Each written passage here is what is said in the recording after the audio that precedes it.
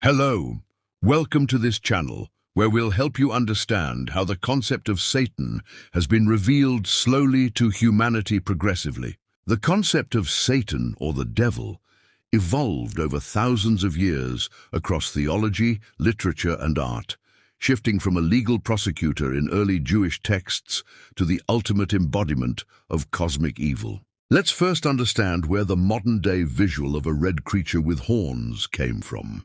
By the Middle Ages, Christian artists needed visual shorthand to distinguish Satan from holy figures in church frescoes and illuminated manuscripts. Monstrous hybridity. Artists added horns, bat wings, tails, and animal hooves to signify a departure from divine order. Dante's Inferno, 14th century. Dante portrayed Satan as a massive, multi-faced beast with bat-like wings trapped in ice, cementing monstrous imagery in European culture. Let's get back to the Hebrew Bible to understand the origin of Satan. In the Hebrew Bible, Tanakh, the term "Hey Satan" is not a proper name, but a title meaning the adversary, the accuser, or the opposer. Derived from the Hebrew verb Satan, meaning to oppose, or to act as an adversary, it functions as an office or role within the heavenly court Elohim, rather than an independent evil deity. Here, Satan appears among the sons of God, Bene HaElohim, as a celestial prosecutor tasked with searching the earth for human unfaithfulness. Now there was a day when the sons of God came to present themselves before the Lord, and the adversary, Satan, also came among them. The Lord said to the adversary, "From where have you come?" The adversary answered the Lord. 2 Zechariah 3:1-2. In Zechariah's vision, Satan acts as a courtroom accuser, standing opposite the high priest Joshua. 3 Numbers 22:22. Human angelic adversary. The root word Satan is also used for earthly or divine agents acting as a roadblock. Here, an angel of YHWH sent to stop Balaam. Second Temple period. The first temple, also known as Solomon's Temple, was built in Jerusalem during the 10th century BCE and stood until its destruction by the Neo-Babylonian Empire in 586 BCE or 587 BCE. Judaism. The evolution of Satan in the Second Temple era. During this period, Jewish literature faced foreign rule under Persians, Greeks, and Romans. Suffering under foreign oppression raised a major theological question. If God is completely good and sovereign, why is there so much evil and oppression on earth? Rather than attributing evil directly to God's judgment or human weakness alone, Jewish writers began attributing evil to an active cosmic kingdom of darkness. Rather than portraying Satan as a single, fully developed entity, as depicted in later Christian theology, the scrolls reveal a transitional period where multiple titles, figures, and origin stories for evil coexisted. First of all, through the Book of Enoch, verse Enoch, introduced the Watchers, fallen angels led by figures like Azazel or Semyaza, who descended to earth, corrupted humanity, and brought forbidden knowledge and violence. The Book of Jubilees renamed the leader of evil spirits as Mastema, meaning animosity or hostility. In Jubilees, Mastema commands a percentage of fallen spirits to tempt and accuse humans before God. Identity in the text. Genesis describes the creature simply as a physical beast of the field, Hayat Hashadeh. The Hebrew word Nahash is standard for a literal snake. Nowhere in the text of Genesis is the serpent named Satan or described as a fallen angel. How then do we have Satan today? In the book of Revelation, the final book of the Christian New Testament written c. 95 CE, God's divine vision completes the biblical arc of Satan.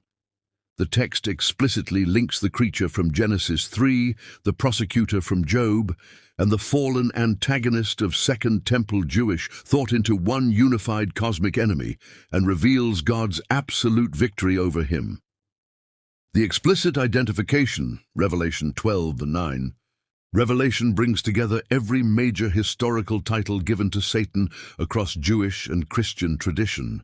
The great dragon was hurled down, that ancient serpent called the devil or Satan, who leads the whole world astray. He was hurled to the earth, and his angels with him. War in heaven and the accuser cast down. Revelation 12:7-10. God reveals a heavenly battle where Michael the archangel defeats Satan's rebellion, stripping him of his ancient role as the courtroom accuser. Revelation 12:10.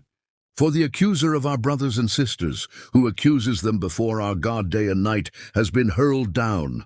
Unlike the book of Job, where Satan has regular access to present accusations before God's throne, Revelation depicts Satan permanently expelled from the divine court. Why 1 Chronicles 21:1 is historically significant.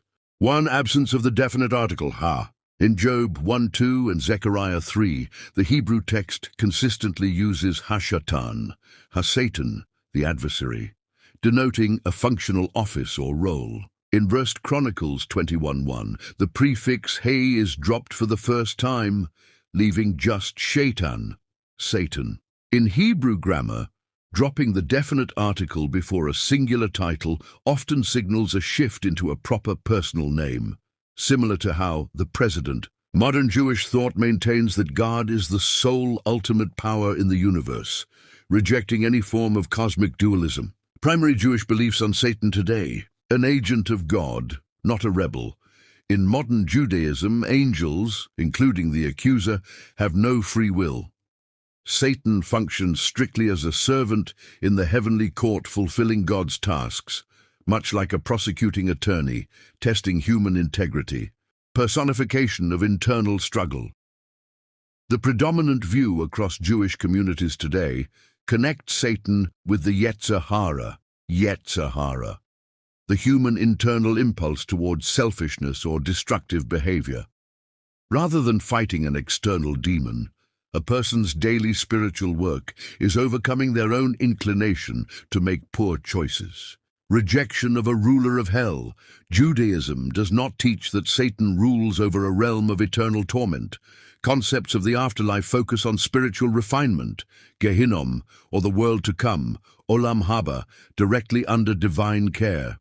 Christian tradition holds that Satan was created holy, but led a heavenly rebellion out of self-exaltation and pride before being cast down. Isaiah 14:12-14, historically associated with Satan's fall. How you have fallen from heaven, morning star, son of the dawn! You have been cast down to the earth, you who once laid low the nations. You said in your heart, I will ascend to the heavens, I will raise my throne above the stars of God. I will make myself like the Most High. So when did Satan fall if he was a member of Bene Elohim? This is the traditional view held by early church fathers, like Origen and Augustine, and expanded in medieval and Miltonic theology. Timing: before human history, or between Genesis 1:1 and 1:2. The narrative: as a prominent member of the Bene Elohim, often associated with the morning star of Isaiah 14:12-15 or the guardian cherub of Ezekiel 28:12-17, Satan became inflated with pride over his beauty and authority. He attempted to exalt his throne above the stars of God, Kokve'el, leading a rebellion of angels. Result: God cast him out of his exalted place in the divine council. By the time humanity appears in Genesis 3, he is already a fallen, deceptive entity operating outside divine favor. Satan appeared among the Bene Elohim because his fall did not remove him from God's ultimate sovereignty. He was allowed access to God's divine counsel for specific court-like proceedings, acting as an adversary and accuser under strict limits defined by God. Under the new covenant, Jesus Christ lived a sinless life, died on the cross and rose again, paying the penalty for human sin in full. The heavenly court, the dynamic changes fundamentally after the cross. The accuser's role voided.